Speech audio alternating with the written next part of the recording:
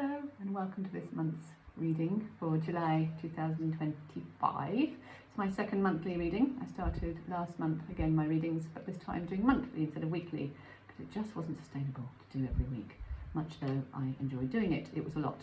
So I'm doing monthly readings now, and I do a card for each week of that month. I'm going to be using the Chakra cards that I used last time again because I really like them.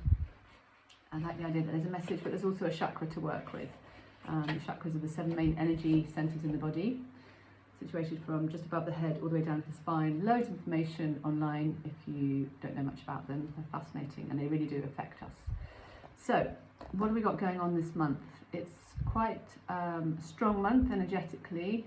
I've drawn different people for my readings for the praise at the beginning. So this is the Astro Sisters. They're twins, American twins, and they're incredibly brilliant astrologers, and they said that this month will be a month of intellectual sparks, bold self-inquiry and unexpected pivots.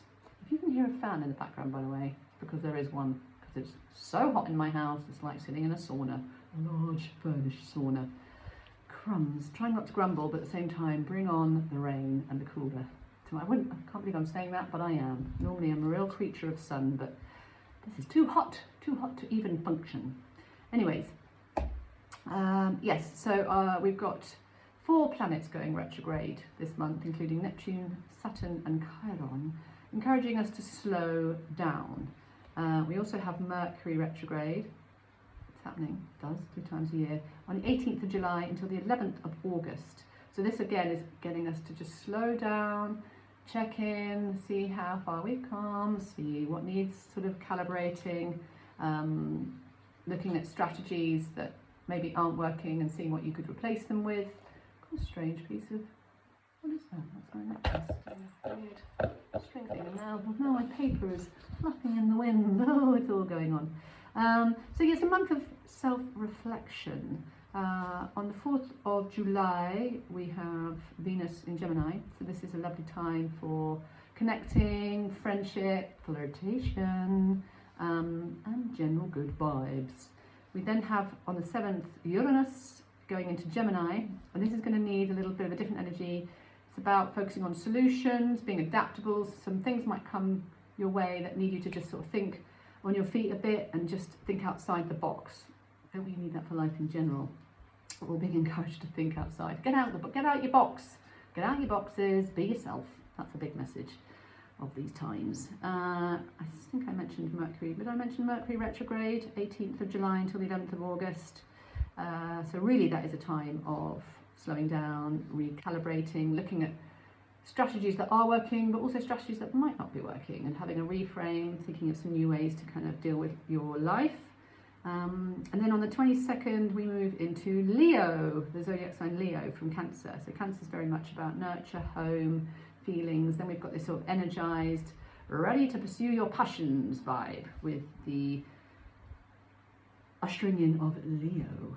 What else we got here? So generally, this month is a deep sort of intent. There's an intensity this month. There's a heightened sense of us transforming, healing, changing our mindsets, healing our bodies.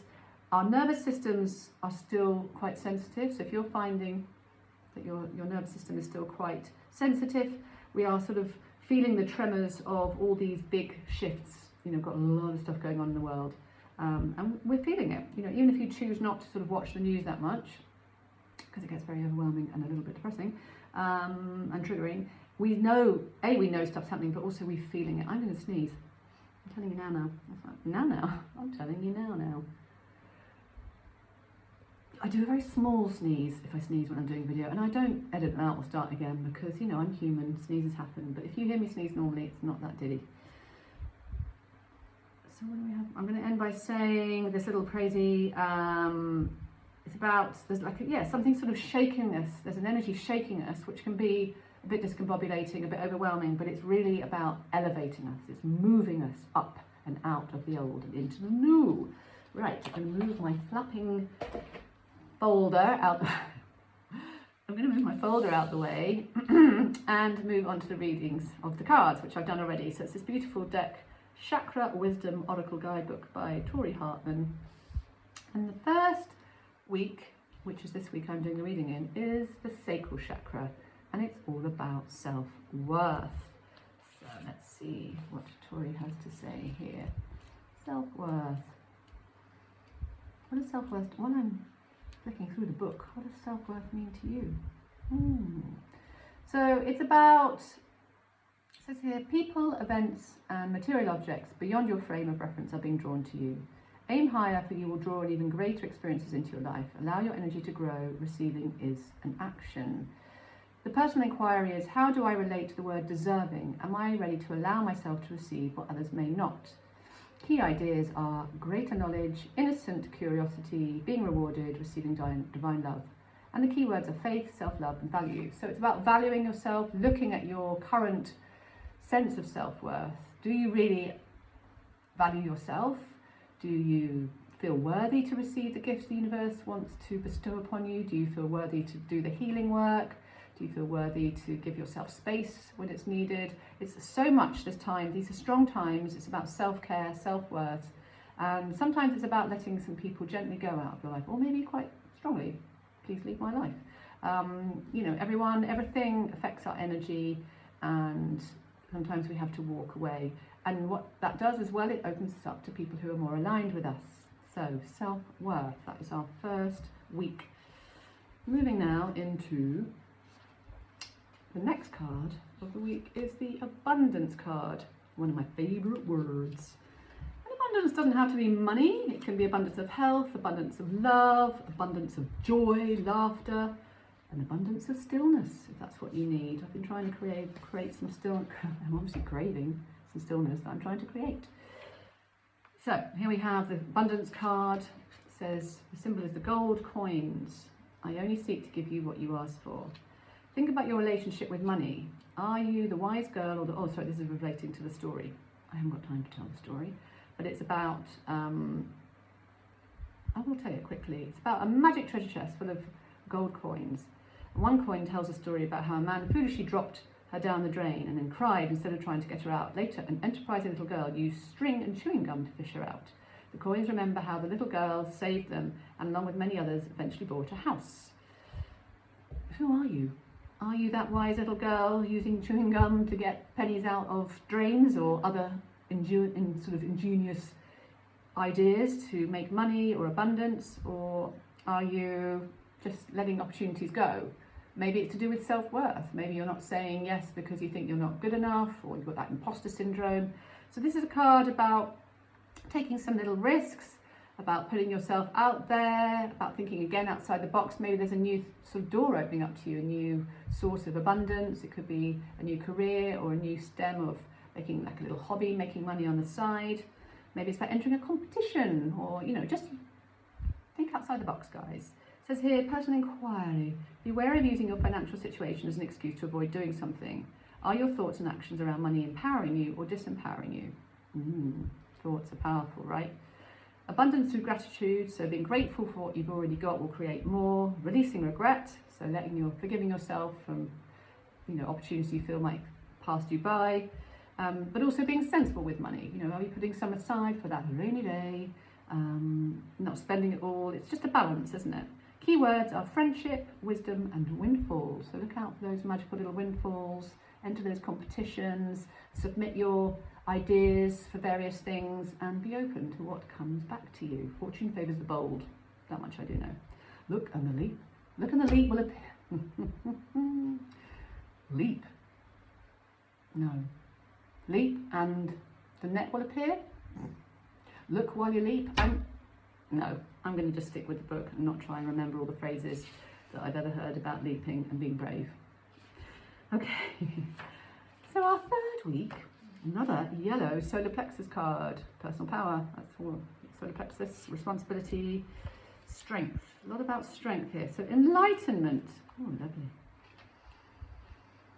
It says here, at this time, your journey is more important than your destination. Remember, if you face your fear, you will grow stronger. Relief awaits. So this week could be about needing a little bit of higher vision, seeing the bigger picture, remembering that wherever you are, you're on your journey, things can change, things can shift. enlightenment, sort of taking the higher view, tapping into maybe your higher self, or one of your angels or spirit guides. We've all got them, by the way. It says here, personal inquiry. My thoughts always drive my choices. How can I use my thoughts to heal myself? So taking a hold of that noggin and affirming things that, as if they were already there, rather than sort of focusing on lack. We'll get more lack. If we really take a control with our thoughts and are grateful, particularly last thing at night or first thing in the morning, that is when we are most connected to the universe. So just saying thank you for the abundance, thank you for sorting out this, thank you for the solutions, that's another nice one. Key ideas, path to enlightenment, the reluctant sage, taking time alone to connect, trusting your intuition, needing solitude, time for reflection. So that sort of ties in with some of the stuff I think we were saying in the reading earlier, particularly with Mercury going retrograde. So that ties in with the Mercury retrograde, time for stillness, stepping back, maybe letting go of some social commitments, so you've got time to sort of go within and fill the well. Keywords, support, courage, confidence. Lovely. Okay. How supported do you feel? How courageous do you feel? And how much confidence do you have? Little questions of self-inquiry, and what do you need to do to build on that, if you need to. Right, the last card. So I did the last card, and I didn't like it, so I put it back in again. And then it came out again, out of over 50 cards. So I think that's the universe saying, this is the card for the week. And actually, that's funny, isn't it? That's sort of immediate, oh no, I'm not going to read that card out to my lovely listeners. It's obviously the message for us. And when I actually read the card around more of the meaning, it did actually then feel less sort of negative. And that's a judgment, right? Negative, I'm saying. So it's rejection, obviously touched a nerve for this old kitten over here. Don't like being rejected. Who does? Who likes that feeling? So I actually thought it looked a bit like John Lennon back in the day. Maybe we've got a bit of John Lennon. Maybe it's about listening to some of John's music that week.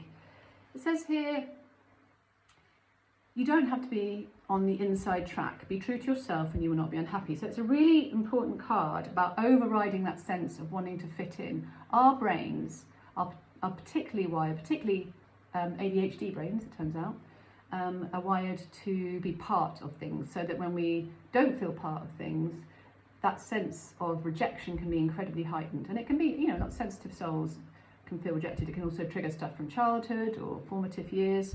But yeah, all our brains are wired for connection and to be part of groups, and we're tribal beings, we're communal, social beings, so no one likes feeling rejected. But I think what this card is trying to say is, don't dim your light or change yourself to fit in. Where if those people you feel like you need to be around, to do that, to be around, maybe they're not for you, and it's about finding people who you can be your authentic self with.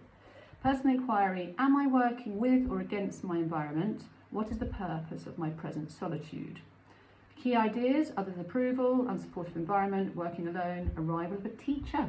So maybe someone's coming in to help you with some advice or some wisdom. Keywords are protection, inclusion and development. Lovely. Okay, so yeah, it's a card about remembering that you are you, and you're not for everyone's party. Not every environment is suitable for you, particularly if you're on the sort of sensitive spectrum. Certain environments, I've been really enjoying watching Glastonbury the last few days on the telly box, but the thought of going as a sensitive empath, heck no. So, it's just knowing where you can feel comfortable to be yourself, where your nervous system feels safe and comfortable, and where your heart feels safe, that you can be yourself and express your feelings if need to. And yeah, allowing yourself, and also looking at stuff that's coming up around feelings of rejection. Is that some trauma? Is that some previous sort of experiences that need healing, that need some sense of seeing, processing? Yeah, there we go. So my loves, have a wonderful rest of the week. Stay cool if you're in a hot part of the world like I am today. Get your fan. A bowl of ice water under a fan is the tip, apparently, because obviously with a normal fan, just blowing hot air. But if you can get a bowl of ice water underneath, cool air. There you are, that's my other. I'm throwing in, so I'm becoming an expert on how to keep, not really, but a few tips on how to keep cool, just weaving them in to the cosmic advice. I'm now waffling. I'm going to say goodbye. Have a wonderful rest of the week. Lots of love on the path. Take care.